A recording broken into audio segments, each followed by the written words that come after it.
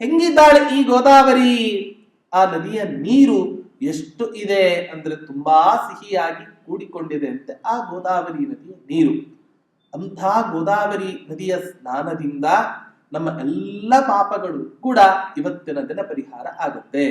ಅಂಥ ಗೋದಾವರಿ ನಹ ಸರಿ ಉದ್ಧರೆ, ನಮ್ಮ ಈ ಸಂಸಾರ ಎಂಬ ನೌಕೆಯನ್ನ ಆ ಗೋದಾವರಿ ನದಿ ಪರಿಹಾರ ಮಾಡಲಿ ಅಂತ ಪ್ರಾರ್ಥನೆಯನ್ನು ಮಾಡ್ತಾ ಇದ್ದಾರೆ. ಆದಿರಾಜ ತೀರ್ಥರು ಸ್ತೋತ್ರವನ್ನ ಮಾಡ್ತಾ, ಅಮ್ಮ ಗೋದಾವರಿ, ಯಾವಾಗ ಗುರುಗ್ರಹ ಸಿಂಹ ರಾಶಿಯಲ್ಲಿ ಇರುತ್ತೋ ಆಗ ನಿನ್ನಲ್ಲಿ ಯಾರು ಸ್ನಾನವನ್ನ ಮಾಡ್ತಾರೋ ಆ ಸ್ನಾನ ಮಾಡುವ ಭಕ್ತರ ಅನೇಕ ಪಾಪಗಳನ್ನ ನೀನು ಪರಿಹಾರ ಮಾಡಿದ್ದೀಯ.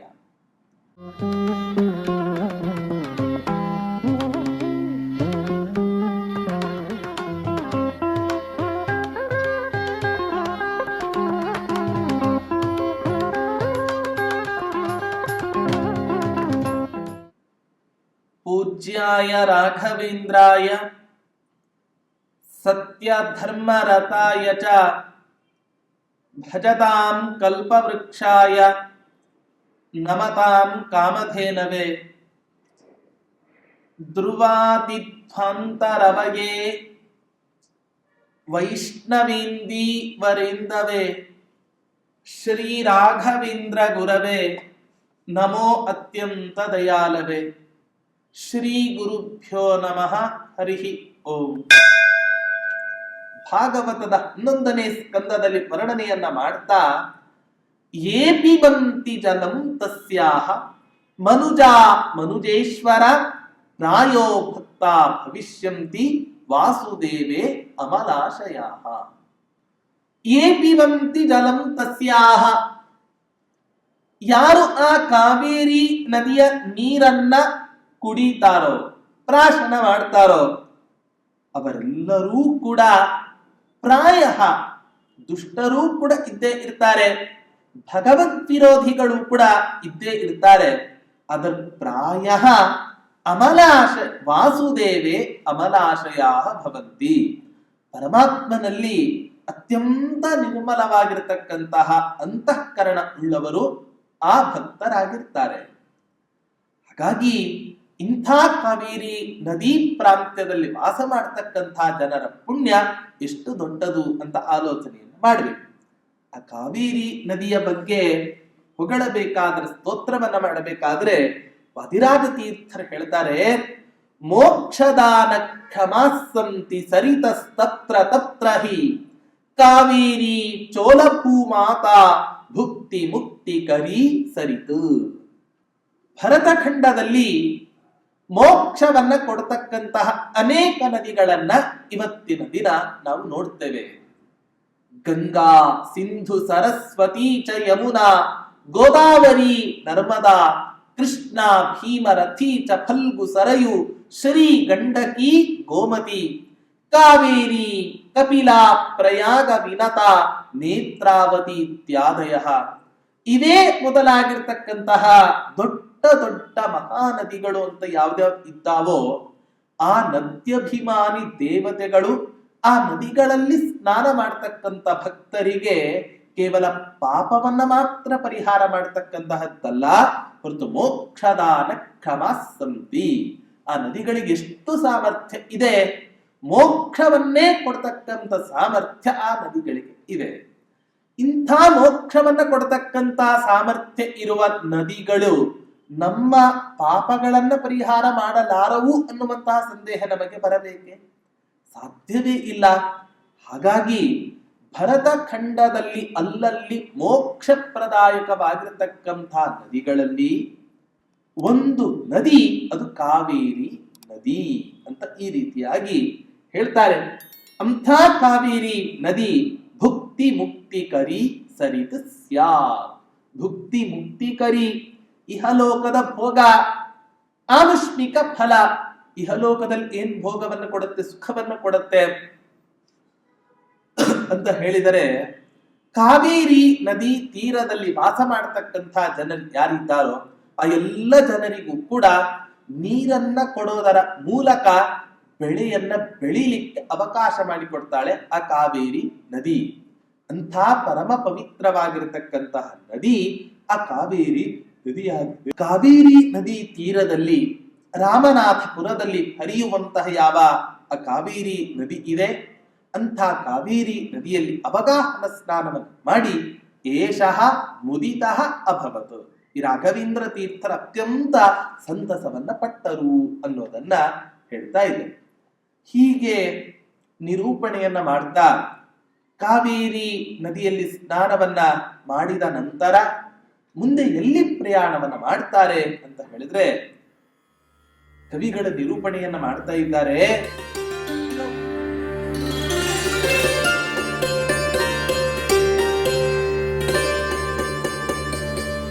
ಗೌತಮಾಘ ಪರಿಹಾರಿಣಿ ತೋಯೇ ಸ್ನಾನ ಕರ್ಮ ವಿರಚಯ್ಯ ಸ ವಿದ್ವಾನ್ ಪೂಜಿತಃ ಪ್ರತಿಪದಂ ಪ್ರತಿಧೀರೈಃ ಪ್ರಾವಿಶತ್ ಕಿಲ ಪುರೀಂ ವಿಜಯಾಖ್ಯಾ.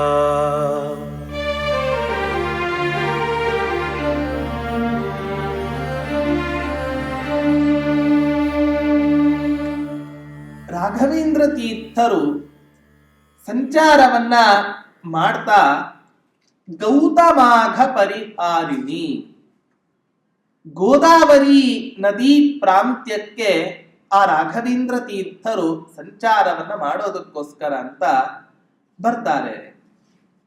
ಹೇಗಿದೆ ಗೋದಾವರಿ ನದಿ, ಅದರ ಮಹಿಮೆ ಏನು ಅನ್ನೋದನ್ನ ನಾವು ನೋಡೋದಾದರೆ, ನಾಸಿಕ್ ಅನ್ನುವಂತಹ ಪ್ರಾಂತ್ಯದಲ್ಲಿ ತ್ರ್ಯಂಬಕ ಅನ್ನೋ ಪರ್ವತ ಇದೆ.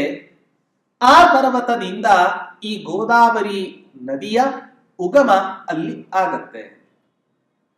ಸುಮಾರು ಎಷ್ಟು ದೊಡ್ಡದಾಗಿ ಈ ಗೋದಾವರಿ ನದಿ ತನ್ನ ವಿಸ್ತಾರತೆಯನ್ನು ಬೆಳೆಸಿಕೊಂಡಿದ್ದಾಳೆ ಅಂದ್ರೆ 900 ಮೈಲಿಯ ತನಕ ತನ್ನ ವ್ಯಾಪ್ತಿಯನ್ನ ಬೆಳೆಸಿಕೊಂಡಿದ್ದಾಳಂತೆ ಈ ಗೋದಾವರಿ ನದಿ. ಈ ಗೋದಾವರಿ ನದಿಯ ಉತ್ಪತ್ತಿಗೆ ಸಂಬಂಧಪಟ್ಟಂತಹ ಒಂದು ಪುಟ್ಟ ಕಥೆಯನ್ನ ನಾವು ಸ್ಕಂಧ ಪುರಾಣದಲ್ಲಿ ಕಾಣಬಹುದಾಗಿದೆ. ಒಮ್ಮೆ ದ್ವಾಪರ ಯುಗದ ಕೊನೆ ಕಾಲದಲ್ಲಿ ಕಂಡು ಕೇಳರಿಯದಷ್ಟು ಬರ ಬಂದು ಬಿಡುತ್ತೆ. ಅದೆಷ್ಟು ಅನಾವೃಷ್ಟಿ, ಅದೆಷ್ಟು ಬರ ಅಂದರೆ ಈ ಭೂಮಿಯಲ್ಲಿ ವಾಸ ಮಾಡ್ತಾ ಇರ್ತಕ್ಕಂತಹ ಬ್ರಾಹ್ಮಣರು ಅನೇಕ ಜನರು ತಪಸ್ವಿಗಳಿಗೂ ಸಮೇತ ತುಂಬಾ ತೊಂದರೆ ಆಯ್ತಂತೆ ಆಹಾರವನ್ನ ತಿನ್ನೋದಕ್ಕೋಸ್ಕರ. ಅನಾವೃಷ್ಟಿ ಇದ್ದರೆ ಹೇಗ್ತಾರೆ ಆಹಾರಾದಿಗಳನ್ನ ಸ್ವೀಕಾರ ಮಾಡ್ಲಿಕ್ಕಾಗತ್ತೆ. ಹಾಗಾಗಿ ಆ ಎಲ್ಲ ಮಹರ್ಷಿಗಳು ಎಲ್ಲ ಜನರು ಕೂಡ ಸೇರಿ ಗೌತಮ ಮಹರ್ಷಿಗಳ ಆಶ್ರಮಕ್ಕೆ ಬರ್ತಾರೆ. ಗೌತಮ ಮಹರ್ಷಿಗಳು ತಮ್ಮ ತಪಃಪ್ರಭಾವದಿಂದ ತಮ್ಮ ಆಶ್ರಮದಲ್ಲಿ ಎಲ್ಲವೂ ಸಮೃದ್ಧವಾಗಿ ಇರುವಂತೆ ನೋಡಿಕೊಂಡು ಎಲ್ಲ ಮಳೆ ಬೆಳೆ ಎಲ್ಲವೂ ಸಕಾಲಕ್ಕೆ ದೊರೆಯುವಂತೆ ಮಾಡಿದ್ದರಂತೆ ಅವರು. ಯಾವಾಗ ಆ ಅನಾವೃಷ್ಟಿಯ ಸಮಯ ಕಳೆದು ಹೋಗಿ ಮತ್ತೆ ಪುನಃ ಒಳ್ಳೆ ಮಳೆ ಒಳ್ಳೆ ಬೆಳೆ ಸಿಕ್ಕಾಗ ಆಶ್ರಮದಲ್ಲಿ ವಾಸ ಮಾಡ್ತಾ ಇರ್ತಕ್ಕಂತಹ ಯಾವ ಆ ಮಹರ್ಷಿಗಳಿದ್ದಾರೆ ಗೌತಮರ ಹತ್ರ ಹೋಗಿ ಪ್ರಾರ್ಥನೆಯನ್ನು ಮಾಡ್ತಾರೆ. ಮಹರ್ಷಿಗಳೇ, ನಮಗೆ ಕಷ್ಟ ಕಾಲ ಒದಗಿ ಬಂದಾಗ ನೆನಪು ಇಡುವಂತೆ ತಾವು ಸಹಾಯವನ್ನ ಮಾಡಿದ್ದೀರಾ. ಇನ್ನು ನಮ್ಮಿಂದ ನಿಮಗೆ ಯಾವ ತೊಂದರೆಯೂ ಕೂಡ ಆಗಬಾರದು ಅನ್ನೋ ದೃಷ್ಟಿಯಿಂದ ನಾವು ಇವತ್ತಿನ ದಿನ ನಿಮ್ಮ ಆಶ್ರಮವನ್ನ ಪರಿತ್ಯಾಗ ಮಾಡಿ ನಮ್ಮ ಪಾಡಿಗೆ ನಾವು ಹೋಗ್ತೇವೆ. ಆಗ ಗೌತಮ ಮಹರ್ಷಿಗಳ ಅಪ್ಪಣೆಯನ್ನು ಕೊಡೋದಿಲ್ಲ. ಯಾಕೆ? ಈ ಬ್ರಾಹ್ಮಣ ಮಹರ್ಷಿಗಳು ಏನಾದರೂ ಹೋದರೆ ಅನ್ನದಾನ ಮಾಡೋ ಫಲದಿಂದ ನಾನು ವಂಚಿತನಾಗ್ತೇನೆ. ಏನಾದರೂ ಮಾಡಿ ಈ ಬ್ರಾಹ್ಮಣರನ್ನು ಇಲ್ಲೇ ಉಳಿಸಿಕೊಳ್ಳಬೇಕು ಅನ್ನೋ ಆಲೋಚನೆಯಿಂದ ಆ ಗೌತಮರು ಮಾತ್ರ ಯಾರಿಗೂ ಅಪ್ಪಣೆಯನ್ನು ಕೊಡ್ಲಿಲ್ಲ. ಪಾರ್ವತೀ ದೇವಿಗೆ ಗಂಗಾದೇವಿಯ ಮೇಲೆ ಸ್ವಲ್ಪ ಸಿಟ್ಟಿರುತ್ತೆ. ಆ ಸಿಟ್ಟು ಇರೋ ಕಾರಣದಿಂದ ಏನಾದ್ರೂ ಮಾಡಿ ಶಿವನ ಜಟೆಯಲ್ಲಿ ಬಂಧಿತಳಾದ ಯಾವ ಗಂಗಾ ಮಾತೆ ಇದ್ದಾಳೆ ಅವಳನ್ನ ಕೆಳಗಿಳಿಸಬೇಕು ಅಂತ ಆಲೋಚನೆಯನ್ನ ಮಾಡಿ ಬರ್ತಾರೆ ಪಾರ್ವತೀ ದೇವಿ. ತನ್ನ ಮಗನಾದ ಗಣೇಶನನ್ನ ಕೆಲಸಕ್ಕೆ ನೇಮಿಸ್ತಾಳೆ. ಗಣೇಶ ಬಂದು ಆ ಮಹರ್ಷಿಗಳಿಗೆ ಹೇಳ್ತಾನೆ, ಎಷ್ಟು ಅಂತ ಇನ್ನೊಬ್ಬರ ಮನೆ ಅನ್ನವನ್ನ ತಿಂತೀರಾ? ಹಸ್ತೌ ದಗ್ಧ ಪರಾನ್ನೇನ, ಕೈಗಳೆಲ್ಲ ಸುಟ್ಕೊಂಡು ಬಿಟ್ಟಿದೆ. ಯಾಕೆ? ಇನ್ನೊಬ್ಬ ಬ್ರಾಹ್ಮಣ ಮಾಡೋ ಅನ್ನದಾನವನ್ನ ಸ್ವೀಕಾರ ಮಾಡಿ ಮಾಡಿ ನಿಮ್ಮ ಕೈಗಳೆಲ್ಲವೂ ಕೂಡ ಸುಟ್ಟು ಬೂದಿಯಾಗಿ ಹೋಗಿಬಿಟ್ಟಿದೆ. ಆದ್ದರಿಂದ ಋಷಿಗಳೇ, ಈ ಆಶ್ರಮವನ್ನ ಪರಿತ್ಯಾಗ ಮಾಡಿ ಹೊರಡಿ. ಹೇಗೆ ಹೊರಡೋದು ಅಂತ ಆಲೋಚನೆ ಮಾಡಿದಾಗ ಗಣೇಶ ಹೇಳ್ತಾನೆ, ನಿಮ್ಮ ತಪಃಪ್ರಭಾವದಿಂದ ಗೌತಮ ಮಹರ್ಷಿಗಳು ನದಿಯಲ್ಲಿ ಸ್ನಾನವನ್ನ ಮಾಡಿ ವಾಪಸ್ ಬರ್ತಾ ಇರಬೇಕಾದ್ರೆ ಆ ಸಂದರ್ಭದಲ್ಲಿ ನೀವು ಒಂದು ಕೃತ್ರಿಮವಾದ ಒಂದು ಗೋವನ್ನ ಸೃಷ್ಟಿ ಮಾಡಿ. ಆ ಗೋವು ಅವರು ಬರುವ ದಾರಿಯಲ್ಲೇ ಹುಲ್ಲು, ಹಣ್ಣು, ಹಂಪಲು ಇವೇ ಮೊದಲಾದ ಪದಾರ್ಥಗಳನ್ನು ತಿಂತ ಇರಲಿ. ಗೌತಮರು ಬರ್ತಾರೆ, ಬಂದಾಗ ಆ ಹಸುವನ್ನ ಓಡಿಸಬೇಕು ಅನ್ನೋ ಕಾರಣದಿಂದ ತಮ್ಮ ಕಮಂಡಲುವಿನಲ್ಲಿ ಇದ್ದ ನೀರನ್ನ ಪ್ರೋಕ್ಷಣೆ ಮಾಡಿ ಆ ಹಸುವಿಗೆ ಪ್ರೋಕ್ಷಣೆಯನ್ನು ಮಾಡ್ತಾರೆ. ಆ ಹಸು ಸತ್ತೋಗತ್ತೆ. ಆಗ ನೀವು ಹೇಳಿ, ಎಂಥ ಹಸುವನ್ನ ಕೊಂದಿದ್ದೀರಾ, ಬ್ರಹ್ಮಹತ್ಯಾ ಪಾಪ ನಿಮಗೆ ಅಂಟತ್ತೆ, ಆದ್ದರಿಂದ ನಿಮ್ಮಂಥ ಮನೆಯಲ್ಲಿ ನಾವು ಊಟ ಮಾಡಲಾರೆವು ಅಂತ ಹೇಳಿ. ಅಷ್ಟೊತ್ತಿಗಾಗಲೇ ಯಾವಾಗ ದ್ವಾಪರ ಯುಗದ ಕೊನೆ ಕಾಲದಲ್ಲಿಯೇ ಬ್ರಾಹ್ಮಣರ ತಲೆ ಹಾಳಾಗಿ ಹೋಗ್ತಾ ಇತ್ತು. ಈ ಕಾರಣದಿಂದ ಆ ಮಹರ್ಷಿಗಳು ಗಣಪತಿ ಹೇಳಿದಂತೆ ಮಾಡ್ತಾನೆ. ಕೊನೆಗೆ ತಮ್ಮ ದಿವ್ಯ ದೃಷ್ಟಿಯಿಂದ ಗೌತಮ ಮಹರ್ಷಿಗಳು ಅದನ್ನ ನೋಡ್ತಾರೆ. ಇದು ಅತ್ಯಂತ ಅಸೂಯೆಯಿಂದ, ಕೆಟ್ಟ ಆಲೋಚನೆಯಿಂದ ನನ್ನ ಮೇಲೆ ಹೂಡಿದ ಒಂದು ದೊಡ್ಡ ಕುತಂತ್ರವೇ ಇದಾಗಿದೆ ಅಂತ ಆಲೋಚನೆಯನ್ನು ಮಾಡಿ ಆ ಗೌತಮ ಮಹರ್ಷಿಗಳು ಏನ್ ಮಾಡ್ತಾರೆ ಅಂದ್ರೆ, ಇವತ್ತಿನಿಂದ ಎಲ್ಲ ಬ್ರಾಹ್ಮಣರ ಜ್ಞಾನವೂ ಕೂಡ ನಾಶವಾಗಲಿ. ಗೌತಮಸ್ಯ ಋಷೇಶಾಪಾತ್ ಜ್ಞಾನೇ ತ್ವಜ್ಞಾನತಾಂಗತೆ. ಗೌತಮ ಮಹರ್ಷಿಯ ಶಾಪದಿಂದ ಇಡೀ ಪ್ರಪಂಚದಲ್ಲಿ ಇರತಕ್ಕಂತಹ ಜ್ಞಾನ ಸಂತತಿಯೇ ಲೋಪ ಆಗ್ತಾ ಇರೋ ಸಂದರ್ಭ ಬರುತ್ತೆ. ಆಗ ಆ ಗೌತಮರು ತಮ್ಮ ಗೋಹತ್ಯೆಯ ಅಪರಾಧವನ್ನ ಪರಿಹರಿಸಿಕೊಳ್ಳೋದಕ್ಕೋಸ್ಕರ ಈಶ್ವರನನ್ನ ಮೆಚ್ಚಿಸ್ತಾರೆ. ಆ ಈಶ್ವರನ ಮೆಚ್ಚಿಸಿ ಅವರ ತಲೆಯಲ್ಲಿ ಬಂಧಿತಳಾಗಿರ್ತಕ್ಕಂಥ ಯಾವ ಗಂಗಾ ಮಾತೆ ಇದ್ದಾಳೆ ಆ ಗಂಗೆಯನ್ನ ಗೋವಿನ ಮೇಲೆ ಹರಿಸಿ ಆ ಗೋವನ್ನ ಬದುಕಿಸ್ತಾರಂತೆ ಆ ಗೌತಮ ಮಹರ್ಷಿಗಳು. ಹೀಗಾಗಿ ಗೋದಾವರಿ ಅಂತ ಆ ನದಿ ಹೆಸರು ಬಂತು ಅಂತ ಹೇಳಿದ್ರೆ, ಗೋದಾ ಗೋವಿಗೆ, ಹಸುವಿಗೆ ಪ್ರಾಣವನ್ನ ಕೊಟ್ಟಿರುವ ವಾರಿ ಅಂದ್ರೆ ಯಾವುದು? ನೀರು. ಈ ಕಾರಣದಿಂದ ಆ ನದಿಗೆ ಗೋದಾವರಿ ಅಂತ ಹೆಸರು ಬಂದಿದೆ ಅಂತ ಹೇಳ್ತಾ ಇದ್ದಾರೆ. ಇಂಥ ಆ ಮಹಿಮೆ ಉಳ್ಳಂತಹ ಗೋದಾವರಿ ನದಿಯ ಬಗ್ಗೆ ವಾದಿರಾಜ ತೀರ್ಥರು ವರ್ಣನೆಯನ್ನ ಮಾಡ್ತಾ ಇದ್ದಾರೆ. ವಿಪ್ರರಷಿ ದೇವ ಕುಲ ಸಂಕುಲ ತೀರ ಯುಗ್ಮ ವಿದ್ರಾವಿತಾಘ ತೃಣರೇಣು ಕಣ ಸ್ವವಾತೈಃ ಸ್ವಾದೂದಕ ಪ್ರಶಮಿತಾಖಿಲ ಲೋಕ ಶೋಕ ಗೋದಾವರಿ ಶುಭಕರಿ ಸರಿದುದ್ಧರೆನ್ನಃ. ಹೇಗಿದೆ ಗೋದಾವರಿ ನದಿಯ ಪ್ರಾಂತ್ಯ ಅಂತ ಕೇಳಿದರೆ, ವಿಪ್ರರಷಿ ದೇವ ಕುಲ ಸಂಕುಲ ತೀರ ಯುಗ್ಮ. ಗೋದಾವರಿ ನದಿಯ ಎರಡೂ ಬದಿಯಲ್ಲಿಯೂ ಕೂಡ ಅನೇಕ ಜನ ಬ್ರಾಹ್ಮಣ ಕುಟುಂಬಗಳು, ಅನೇಕ ಮಹರ್ಷಿಗಳು ವಾಸವನ್ನು ಮಾಡ್ತಾರೆ. ಅಷ್ಟೇ ಅಲ್ಲ, ನದಿಯ ಆ ಬದಿ ಈ ಬದಿ ಎಲ್ಲ ಕಡೆಯೂ ಕೂಡ ದೇವಸ್ಥಾನಗಳು ಕಂಗೊಳಿಸ್ತಾ ಇದ್ದಾವೆ. ಆ ಗೋದಾವರಿ ತುಂಬಾ ಗಾಳಿಯನ್ನ ಬೀಸುತ್ತೆ. ಗಾಳಿಯನ್ನ ಬೀಸ್ತಕ್ಕಂತ ಸಂದರ್ಭದಲ್ಲಿ ಹುಲ್ಲು, ಧೂಳು, ಕಲ್ಲಿನ ಚೂರು ಇವೇ ಮೊದಲಾದವುಗಳನ್ನು ಆ ಗಾಳಿ ಒಟ್ಟಿಗೆ ಆ ನದಿ ತೆಗೆದುಕೊಂಡು ಹೋಗುತ್ತೆ. ಹೇಗಿದೆ ಅದು?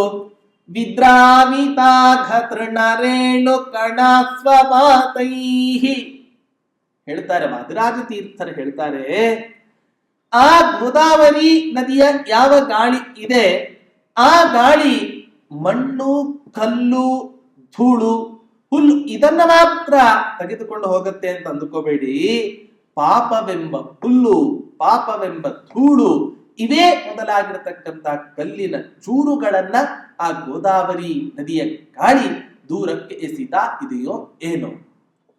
ತನ್ನಲ್ಲಿ ಸ್ನಾನ ಮಾಡಲಿಕ್ಕೆ ಬಂದಂತಹ ಯಾವ ಭಕ್ತರಿದ್ದಾರೆ, ಆ ಭಕ್ತರಿಗೆ ಅನುಗ್ರಹವನ್ನ ಮಾಡೋದಕ್ಕೋಸ್ಕರ ಕೇವಲ ನೀವು ಸ್ನಾನ ಮಾಡಿದ್ರೆ ನಿಮ್ಮ ಪಾಪವನ್ನ ನಿಮಗೆ ಗೊತ್ತಾಗದೇ ಇರುವಂತೆ ನಾನು ಕಳೆಯೋದಲ್ಲ, ನಿಮ್ಮ ಕಣ್ಣಿಗೂ ಕಾಣಿಸುವಂತೆ ನಿಮ್ಮ ಪಾಪವನ್ನ ನಾನು ಇವತ್ತಿನ ದಿನ ಪರಿಹಾರ ಮಾಡ್ತಾ ಇದ್ದೇನೆ ಅನ್ನೋದನ್ನ ಸೂಚನೆ ಕೊಡೋದಕ್ಕೋಸ್ಕರವೋ ಏನೋ ಅನ್ನುವಂತೆ ಆ ಗಾಳಿ ಎಲ್ಲ ಪದಾರ್ಥಗಳನ್ನು ಕೂಡ ದೂರಕ್ಕೆ ಎಸೆಯುತ್ತೆ. ಅಷ್ಟೇ ಅಲ್ಲ, ಮತ್ತೆ ಈ ಗೋದಾವರಿ ನದಿಯ ನೀರು ಹೇಗಿದೆ? ಸ್ವಾದೂದಕ ಪ್ರಶಮಿತಾಖಿಲ ಲೋಕನಾಥೋ. ಹೆಂಗಿದ್ದಾಳೆ ಈ ಗೋದಾವರಿ? ಆ ನದಿಯ ನೀರು ಎಷ್ಟು ಇದೆ ಅಂದ್ರೆ ತುಂಬಾ ಸಿಹಿಯಾಗಿ ಕೂಡಿಕೊಂಡಿದೆ ಅಂತೆ ಆ ಗೋದಾವರಿ ನದಿಯ ನೀರು. ಅಂಥ ಗೋದಾವರಿ ನದಿಯ ಸ್ನಾನದಿಂದ ನಮ್ಮ ಎಲ್ಲ ಪಾಪಗಳು ಕೂಡ ಇವತ್ತಿನ ದಿನ ಪರಿಹಾರ ಆಗುತ್ತೆ. ಅಂಥ ಗೋದಾವರಿ ನಹ ಸರಿ ಉದ್ಧರೆ, ನಮ್ಮ ಈ ಸಂಸಾರ ಎಂಬ ನೌಕೆಯನ್ನ ಆ ಗೋದಾವರಿ ನದಿ ಪರಿಹಾರ ಮಾಡಲಿ ಅಂತ ಪ್ರಾರ್ಥನೆಯನ್ನು ಮಾಡ್ತಾ ಇದ್ದಾರೆ. ಅಷ್ಟೇ ಅಲ್ಲ, ಆ ಗೋದಾವರಿ ನದಿಯ ಮಹಿಮೆಯನ್ನ ವರ್ಣನೆ ಮಾಡಬೇಕಾದ್ರೆ ಹೇಳ್ತಾರೆ, ಅಂಹಾಂಸಿ ಹಂಸಿ ಸತತಂ ಕಿಲ ರಾಸಿ ಪುಣ್ಯಂ ಸಿಂಹಸ್ಥಿತೆ ಸುರಗುರೌ ನ ತದಂದಯಾಚೆ ಗೋದೆ ಸಮಸ್ತ ಫಲದೆ ದಿಶ ಕೃಷ್ಣ ಪಾದೆ ಭಕ್ತಿಂ ವಿರಕ್ತಿಮಿತರತ್ರ ಪರತ್ರ ಮುಕ್ತಿಂ. ಆದಿರಾಜ ತೀರ್ಥರು ಸ್ತೋತ್ರವನ್ನ ಮಾಡ್ತಾ, ಅಮ್ಮ ಗೋದಾವರಿ, ಯಾವಾಗ ಗುರುಗ್ರಹ ಸಿಂಹ ರಾಶಿಯಲ್ಲಿ ಇರುತ್ತೋ ಆಗ ನಿನ್ನಲ್ಲಿ ಯಾರು ಸ್ನಾನವನ್ನ ಮಾಡ್ತಾರೋ ಆ ಸ್ನಾನ ಮಾಡುವ ಭಕ್ತರ ಅನೇಕ ಪಾಪಗಳನ್ನ ನೀನು ಪರಿಹಾರ ಮಾಡಿದ್ದೀಯ. ಅಷ್ಟೇ ಅಲ್ಲ, ನಿನ್ನ ಹತ್ರ ಬಂದು ಸಣ್ಣ ಪುಟ್ಟ ಯಾವುದಾದ್ರೂ ಒಂದು ವಸ್ತುವನ್ನ ಕೇಳಲಿಕ್ಕೆ ಆಗತ್ತಾ?